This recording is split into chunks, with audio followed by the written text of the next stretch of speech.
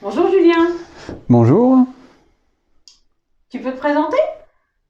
donc je suis Julien et je travaille en tant que soigneur animalier. Qu'est-ce que c'est soigneur animalier? Alors, qu'est-ce que c'est que soigneur animalier? Très bonne question. Donc, je ne suis pas soigneur animalier tel qu'un vétérinaire qui agit sur le corps physique. Je me définis plus comme un médecin de l'âme, c'est-à-dire que je m'occupe de l'esprit, je guéris l'esprit des animaux. Et tu rentres en communication avec les animaux pour ça? Bien sûr, en fait, c'est primordial. C'est ce qu'on appelle la communication intuitive, c'est-à-dire c'est une communication d'esprit à esprit. Mon esprit est l'esprit de l'animal en question. Et à travers une communication, je vais ressentir des émotions ou avoir des informations qui concernent l'animal. Que ce soit, on va dire qu'il y a beaucoup d'informations sur l'animal. Je peux ressentir ses émotions, le rapport qu'il a avec son gardien, s'il mange bien ou s'il mange pas bien. Veut dire, il y a beaucoup d'informations en fait. Tu travailles avec tous les animaux ou avec juste les animaux domestiques? Il n'y a pas de limite en fait. Absolument tous les animaux, on peut se connecter à tous les animaux. Donc les animaux domestiques qui vivent sous le même toit que nous. Les chevaux, donc domestiques, je sais pas, c'est un petit peu entre l'animal d'élevage et l'animal domestique, mais ils ont une proximité, les chevaux, qui est très proche de l'humain, malgré la distance qu'il peut y avoir physique. Et ça s'étend aussi sur tous les animaux d'élevage, bien entendu. Où là, en tant que géobiologue également, je peux aussi intervenir si la perturbation vient du lieu.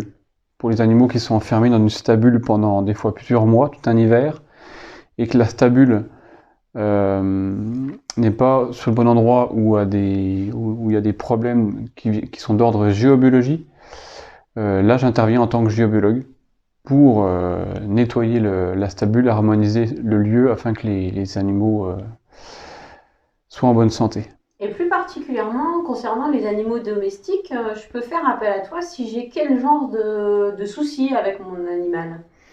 Ben, ça peut être un problème chronique, une maladie chronique, ça peut être quelque chose de spontané, on va dire si le chien se met à avoir un comportement agressif, dépressif, sans raison, on va dire, rationnelle. Ça peut être un problème de peau, un problème au poumon.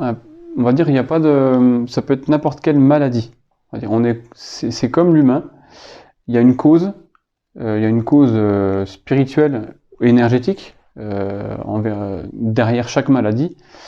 Et les animaux sont tellement réceptifs, en fait, que je prends beaucoup de plaisir à intervenir sur les animaux, déjà parce que je les aime beaucoup, et parce qu'ils nous révèlent beaucoup de choses sur nous, humains. Est-ce que tu peux nous parler du lien entre l'animal et j'aime pas ce mot-là, mais son propriétaire? Oui, le mot gardien, il y a le mot gardien qui vient qui vient pas de moi, mais que les professionnels de la communication nomment. C'est mieux que maître, parce qu'il n'y a pas de notion de maître entre un animal et un humain. Personne n'est supérieur, au contraire. Euh, les animaux, en fait, ont un rôle d'accompagnant avec l'humain ou les humains avec qui ils vivent. Et ils ont une empathie tellement grande. En fait, c'est comme si c'était une partie de nous. C'est comme s'ils représentaient une partie de nous, consciente et inconsciente.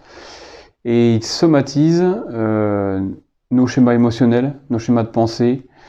On va dire tout ce qui n'est pas réglé en nous, l'animal va le somatiser, c'est-à-dire qu'il va le manifester à travers une maladie ou une pathologie. Tu veux dire que quelque chose que je voudrais pas voir de moi peut être porté par mon animal? Exactement, c'est exactement ça. Et le but de la communication intuitive, c'est justement de mettre en lumière tout ça, parce que tant qu'il n'y a pas de prise de conscience de la problématique, l'animal ne peut pas guérir. C'est juste, c'est pas possible. Donc il y a déjà besoin d'entendre ça, de prendre conscience de ça, que les animaux ont ce rôle-là d'accompagnant et d'empathe, on va dire. C'est une empathie tellement grande. Les animaux sont tellement... ils sont dénués d'ego, c'est que de l'amour. Alors ça peut paraître des fois bizarre comme définition, mais c'est ma vision que j'ai suite aux années d'expérience que j'ai en tant que soigneur animalier. Et tous les résultats prouvent que ça se passe comme ça. Voilà.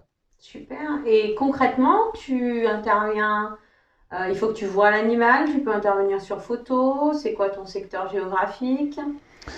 Alors tous les soins, la plus grande partie des soins que je fais sont à distance parce que les gens m'appellent de partout, de la région là où je suis en Côte d'Or. Quand je peux me déplacer, je me déplace. Il y a une interaction avec les gens qui est agréable, avec l'animal aussi.